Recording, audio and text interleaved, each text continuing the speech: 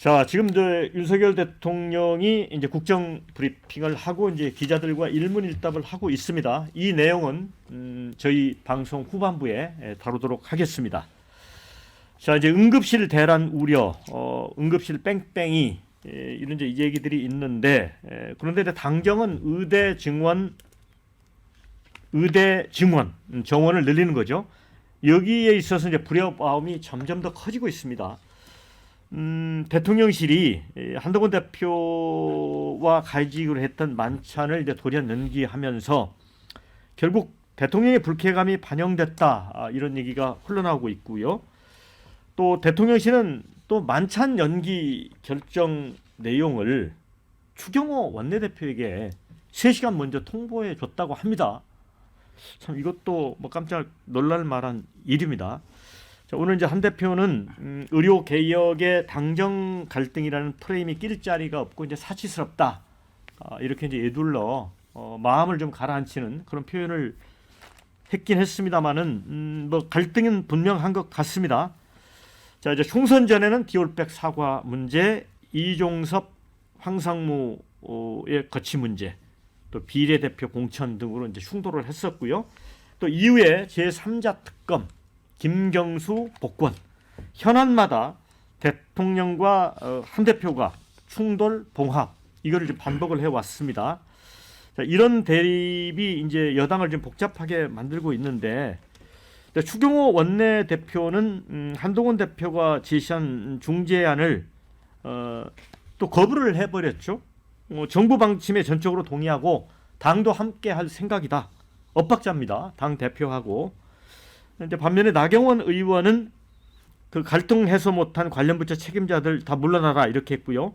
안철수 의원은 증언은 1년 유예하되 공론화위원회 구성해서 증언 규모를 과학적 근거를 갖고 논의하자, 이렇게 또 얘기를 하고 있습니다. 자, 김일수 대변인. 네.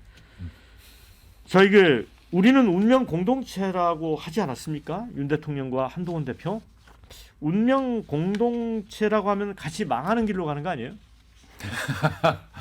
운명 공동체여야죠. 운명 공동체인 걸 느껴야죠. 지금 윤석열 정부가 성공을 해야 만약에 한동훈 대표가 대선을 꿈꾸고 있다면 그 꿈이 실현될 가능성이 그래도 다소 높아지는 것이고, 윤석열 정권이 실패한다면 국민들께서 또다시 보수에게 정권을 주겠습니까? 운명 공동체라고 봐야 되는 것인데, 이번 사건은 어떠한 것이 옳다 나쁘다에 앞서서 좀 개인적으로 봤었을 때는 한동훈 대표의 소통 방식이 조금은 부적절했다라고 판단되어져요.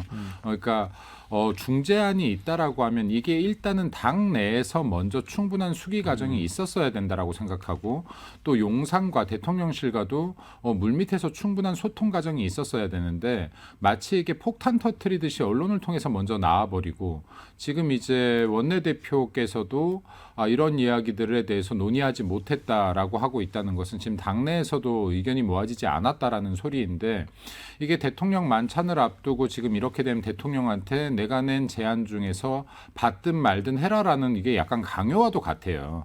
근데 지금 대통령은 지금 의료 정원 문제에 대해서는 어쨌든 간에 아주 확고한 개혁 방향을 잡고 있는데, 그리고 굉장히 주요한 개혁 과제로 국정 과제로 삼고 있는데, 이 부분에 대해서 너무 쉽게 제안을 던졌다라는 좀 생각이 듭니다. 그러고 지금 어쨌든 간에 지금 의료 개혁 부분이 반드시 필요한 부분이에요. 이게 지금 몇십 년 동안 지금 대한민국에서 문제가 되면서도 어떤 정치인들도 지금 의료 개혁 쉽사리 하지 못했거든요. 이게 의사들 사실은 이 단체 행동력이 워낙 강해요. 매번 이런 상황들이 발생을 했습니다. 의료 개혁 하려고 할 때마다. 그리고 지금 20년, 거의 20년이죠. 20년 동안 의대 정원 한 명도 못 늘렸고요. 지금 문제가 되고 있는 응급실의 뺑뺑이 문제라든지, 그리고 소아과 오픈런 문제 같은 경우 비단 지금 윤석열 정권 들어와서가 아닙니다. 이러한 문제들이 계속해서 지속되어 왔기 때문에 의료 개혁 문제 역시도 대두되었다라고 봐도 되는 것이고요. 그래서 지금 이제 윤석열 대통령이 다시 한번 기자회견을 통해서 이 부분에 대한 강한 의지를 말하고 있는 것 같은데 장기적으로 봤었을 때 의료 개혁이 반드시 필요하다라는 건 국민적으로 어느 정도 수렴이 된 것 같아요. 그리고 지금 이제 이러한 부분들이 보편적인 국민의 이익을 위해서 반드시 필요한 개혁 과제인 만큼 이 원칙은 지키되 그리고 당정이 좀 원활한 소통을 통해서 국민들의 불편도 조금 줄일 수 있었으면 좋겠다라는 생각이 들고요.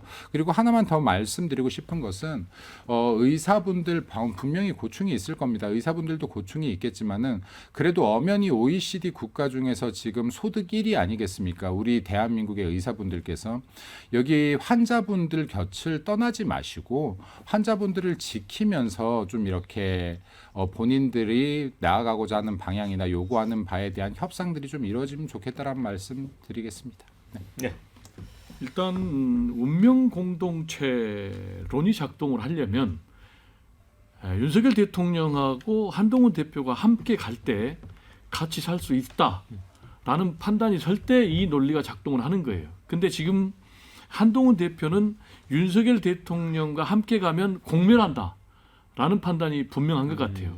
그렇게 판단하는 이유는 윤석열 대통령의 지지율이 완전히 20%대에 고착화가 돼버렸거든요.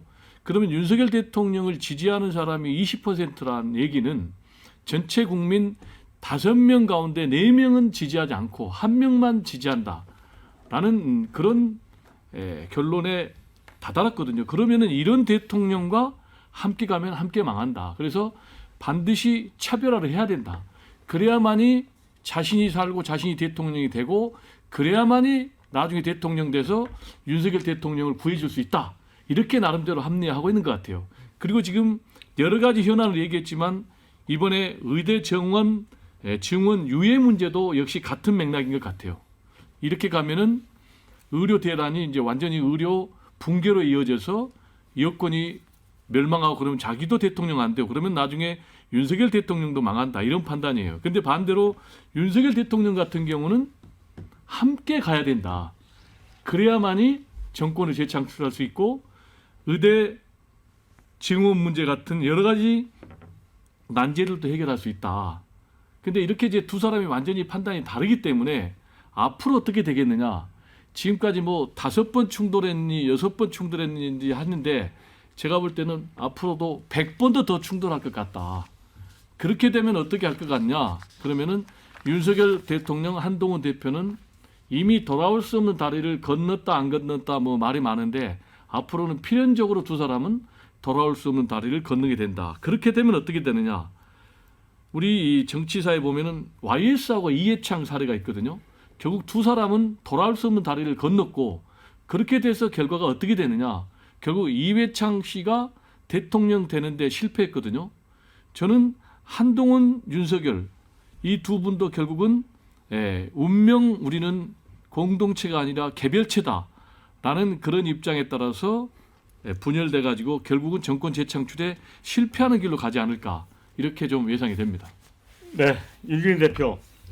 제가 오프닝에서 최근 이제 대통령의 버럭 경로가 사라지고 그래서 용산에 미세한 바람이 불고 있다. 그래서 이제 기대감이 있다는 어떤 칼럼을 소개를 해드렸는데 지금 보면 그 미세한 바람이 정말 흩어져 버린 것 같아요. 너무 미세해서 예. 거의 느껴지지 않을 정도의 바람이 아니었나. 근데 이게 이제 결국은 전 자존심 싸움의 문제 같아요. 뭐냐면은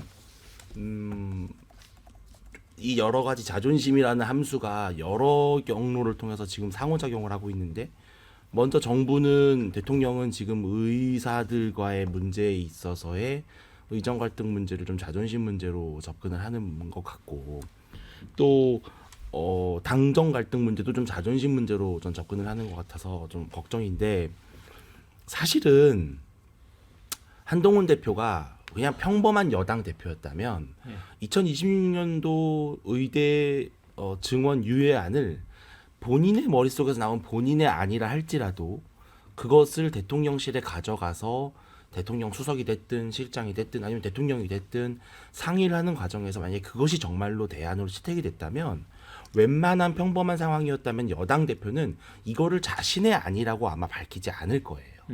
예. 그리고 이거를 결국은 대통령의 공으로 돌릴 것입니다. 대통령께서 위대한 결정을 내렸다. 대통령께서 결단을 내린 것이다.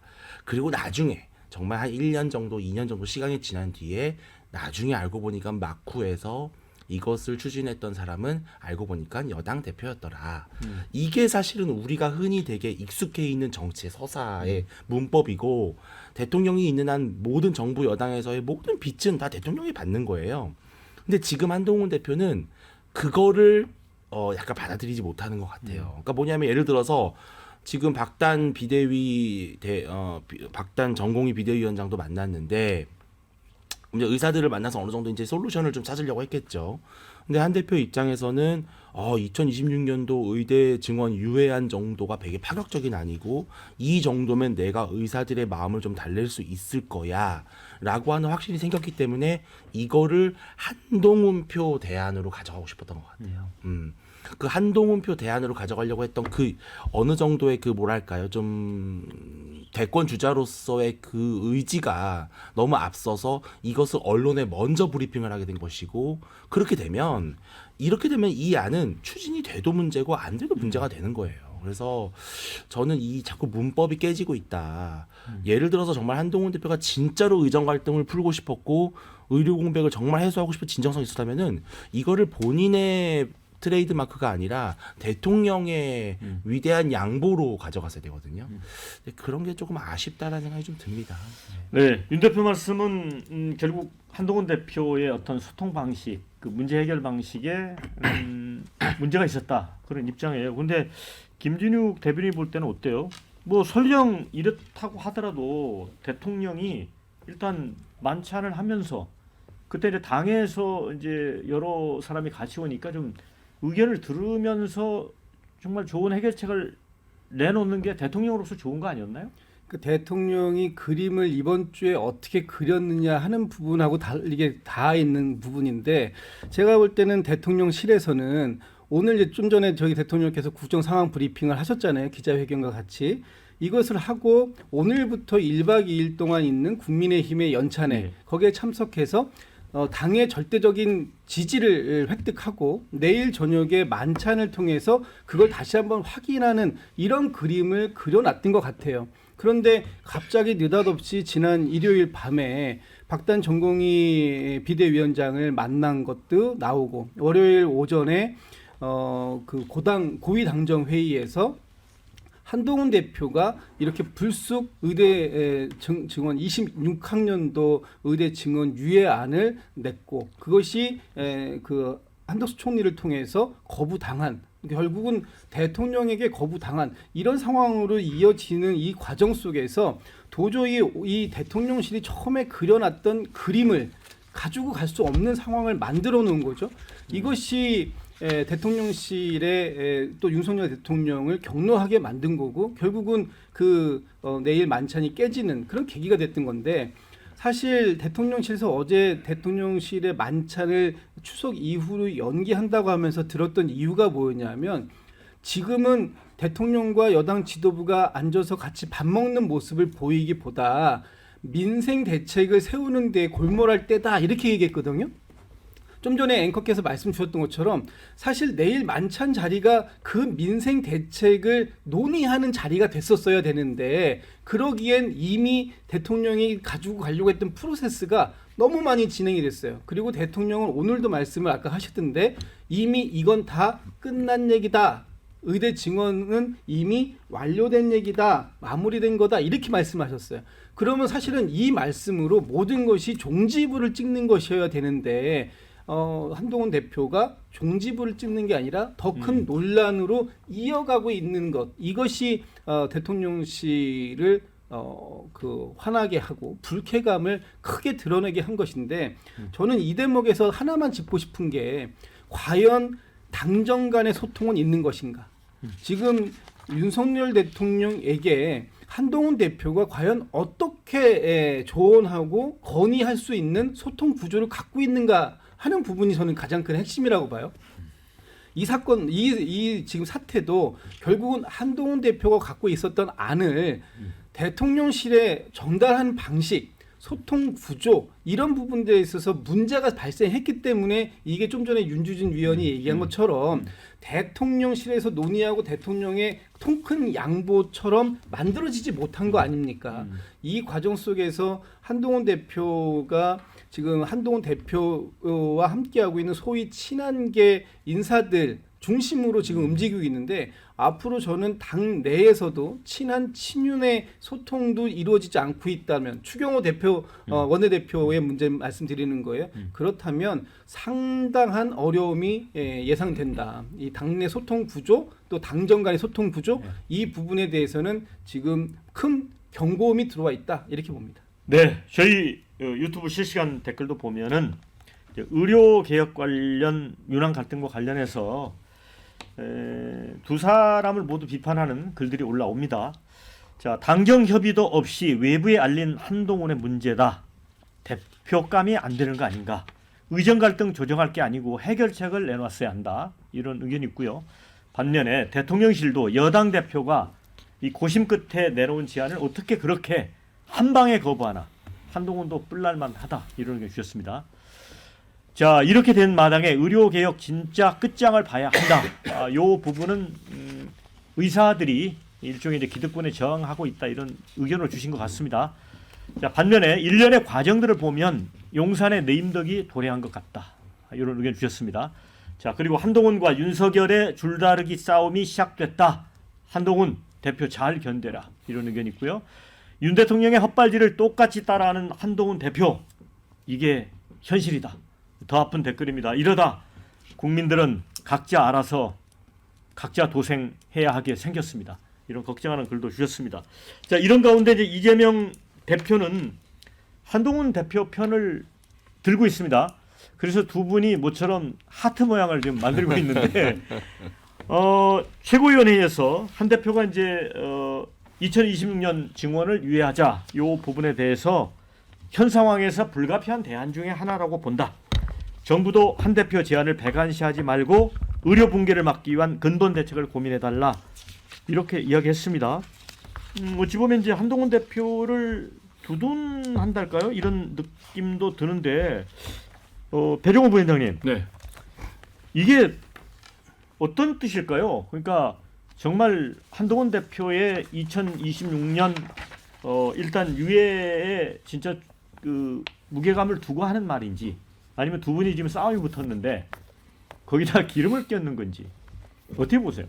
제가 볼 때는 뭐 복합적이라고 봐야 되겠죠. 지금 이제 이재명 대표 입장에서는 한마디로 꽃놀이패 상황이다. 꽃놀이패. 이렇게 얘기를 좀 정리할 수가 있겠어요.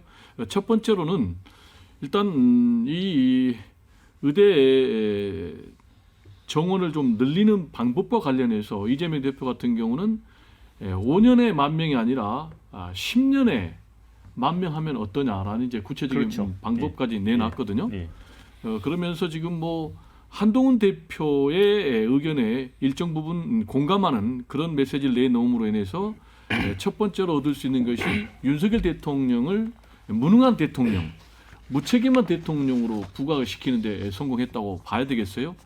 이렇게 되니까 구도가 지금 어떻게 되냐면은 여야 대표가 한 몸이 돼서 무능하고 무책임한 윤석열 대통령과 대립각을 만드는 그런 모양새에 성공을 했고요.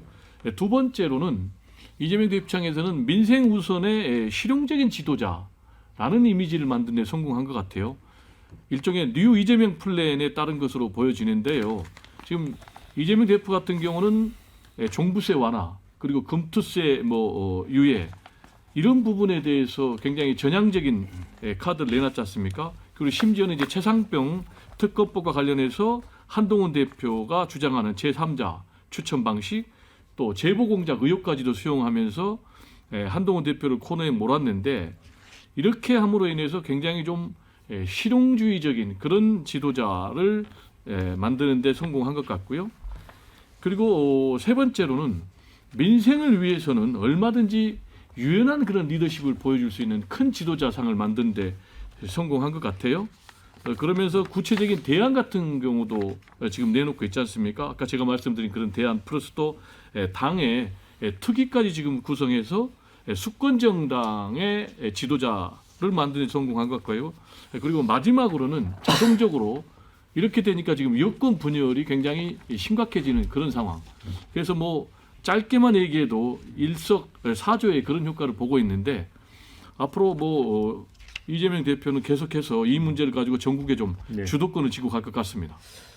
네, 자, 지금 이 윤한 갈등 이 심각해지고 있는데 이 상황에서 우리 배정호 위원장이 이재명 대표를 한껏 칭찬하는 그 계기로 지금 삼았습니다. 네, 그런데 객관적으로 좀 평가를 했습니다. 네, 조금 이제 어쨌든 이 의료계획 관련해서는 대통령이 뭔가 이제 한쪽에 이제 몰려 있는 분위기여서 저희가 균형을 잡는 차원에서 다른 의견도 있다는 걸 좀 소개를 해드립니다. 이 전병헌 새로운 미래 대표죠. 민주당에서 원내대표까지 지냈습니다. DJ 정부 때 국정 상황 실장을 했고요. 그런데 이분은 지금 윤석열 대통령의 이 흔들림 없는 의대중원 추진 의사 적극 지지한다라고 얘기를 했고, 김대중 대통령 시절에 이제 의학 분업을 했었습니다. 그때도 의사들의 저항이 극심했는데 결과적으로 엄청난 성공한 개혁으로 지금 이제 평가를 받고 있죠. 그래서 지지를 보내고 있습니다. 그러면서 한동훈 대표를 좀 비판했죠. 여당 대표가 이런 식으로 해서는 안 되고 결국은 야당 대표를 설득해서 문제를 해결해야 된다. 이건 어떻게 보세요? 야당 대표를 설득해서 문제를 해결해야죠. 대통령의 국정 운영 방향대로 설득해야죠. 그러니까 지금 아까도 윤주진 대표도 말했는데 이번 건에 대해서는 한동훈 대표가 지나치게 개인적인 정치적 욕심을 부렸다. 당연히 대통령의 개혁 과제이고 그리고 핵심 개혁 과제인데 이런 방구 없이 의논 과정이 없이 이렇게 지금 언론을 통해서 본인의 중재안을 발표한 것 이거 방식이 굉장히 잘못됐다라고 봅니다. 이 부분에 대해서는. 그럼에도 불구하고 지금 어찌됐든 간에 아까 뭐 이재명 대표 이야기도 나왔지만은 이재명 대표는 지금 열심히 해야 돼요. 어찌됐든 간에 사법 리스크들이 많이 있기 때문에 민주당의 대다수의 리스크는 지금 어쨌든 이재명 대표에게서 나오지 않겠습니까? 그럼에도 불구하고 어쨌든 있는 동안 언제까지가 될지 몰라도 열심히 최선을 다해주는 것이 좋겠다라는 그 생각이고요. 그리고 지금 이번에 마찬가지인데 이재명 당대표가 지금 한동훈 대표 편을 들었어요. 한동훈 대표 편을 들었는데 이게 민주당에서 한번 돌이켜보면 우리 당 편을 듣는 거 모습 참 이례적이죠. 보기 힘들거든요. 그럼 이게 왜 편을 들고 있는지 한 번 정도 봐야 된다. 지금 누군가가 한동훈 대표 편을 든다면 이 역시도 갈등이요. 윤석열 대통령 편을 들어도 이 역시도 갈등인 국면으로 결국 만들어 놓은 것인데 지금 우리가 아무리 좋은 개혁 방향을 세우고 그 방향으로 가려고 한다라고 해도 이런 갈등이 내부에서부터 일어난다라고 하면 이 개혁이 이루어지기 정말 쉽지 않다. 그러니 앞으로라도 이 소통의 방향들을 좀 바꿀 필요가 있다라고 생각됩니다.